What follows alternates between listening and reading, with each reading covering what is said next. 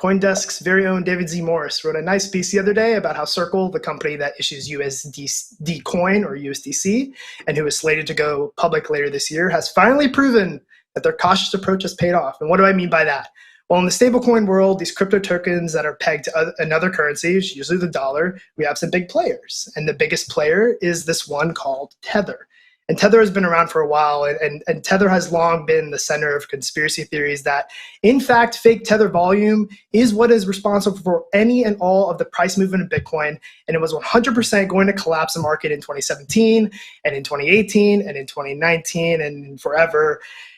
Until just recently, though, Tether was really the only game in town. And even though USDC cropped up a few years back, it wasn't until recently that the amount of outstanding Tether and USDC looks similar. Right now, Tether's at, and I'm looking at this right now, $65 billion outstanding, and USDC has $55 billion. We could talk about stablecoins all day, but the biggest point in David's article was that USDC is equal to more willing to work with regulators and willing to be transparent, and Tether is more like don't verify, trust.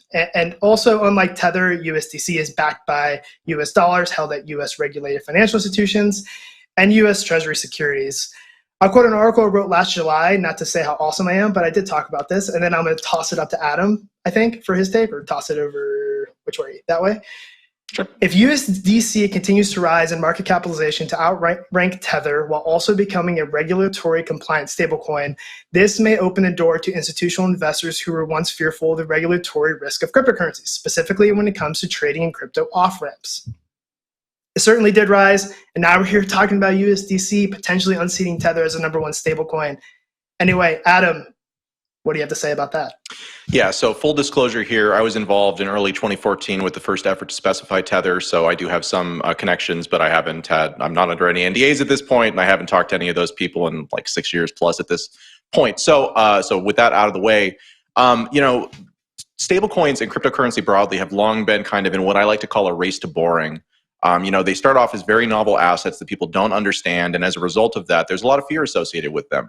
And also as a result of that, you get people who bring forward sort of first versions of products who aren't bringing forward idealized version of products, they're bringing forward first versions. So Tether can really be thought of sort of in that context. It was launched at a time when it was unclear whether these types of assets would even be legal. So a player like Coinbase or Circle never would have launched one of these things had Tether not existed. But the time is obviously a lot different today than it was back when Tether launched. And so as Tether has faced more and more competition, I think it's actually really upped its game significantly, right? Lacking competition, who cares? Like if you need a stable coin that is liquid and dollar, denominated, then Tether was really the only option. And today that's just not true.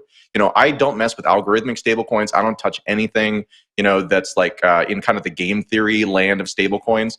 But at the same time, I think that Circle has done a good job of being conservative here and just a good job of sort of stewarding trust around this type of a product. So they could definitely make a misstep here, but my expectation continues to be that as Circle rises, we'll see Tether go down just because it can't match the level of transparency and the level of compliance that Circle has been willing to do.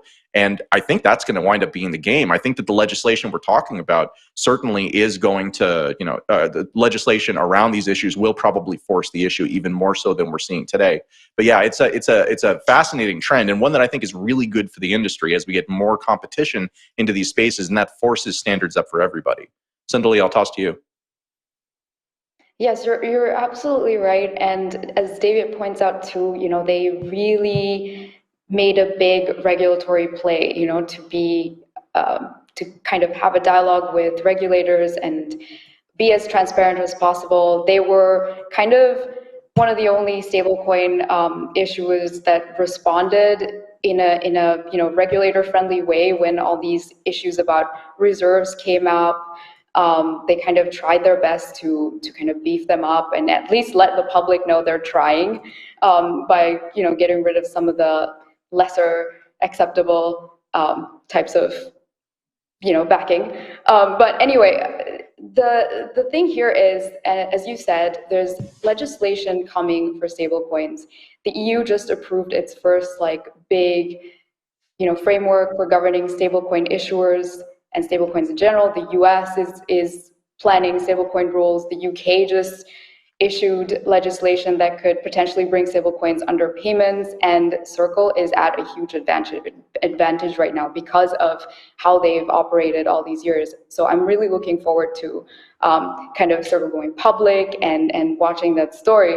But on another note, I sort of saw Jeremy Allaire at Davos this year, and he has this very zen kind of, I've seen it all kind of energy about him, which is super great. And I was not expecting that from him. And so I think it's showing that patient and good leadership is kind of important here as well. So I'm excited for them. I don't know.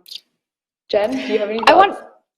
Yeah, I wanted to bring the conversation back to Davos. So that was a great transition. I mean, at Davos this year, we heard a lot of talk around stablecoins be about the potential for stablecoins to solve a lot of the issues when it comes to international money transfers and wire transfers. And previously, when we spoke about stablecoins, it was always for traders. There was never any other use case. I think Circle has done a really good job at positioning themselves at the forefront of that conversation, especially at Davos. And it shows that, I mean, this article does a really good job at showing that the founders have had a really specific long-term vision. And if it hasn't been specific, they've been very flexible and kind of moved with the punches. They've been very strategic, and they've been able to put themselves in a really good position and achieve that long-term vision. So, I mean, I think the article does a really good job at outlining their story, and I hope that we actually do see them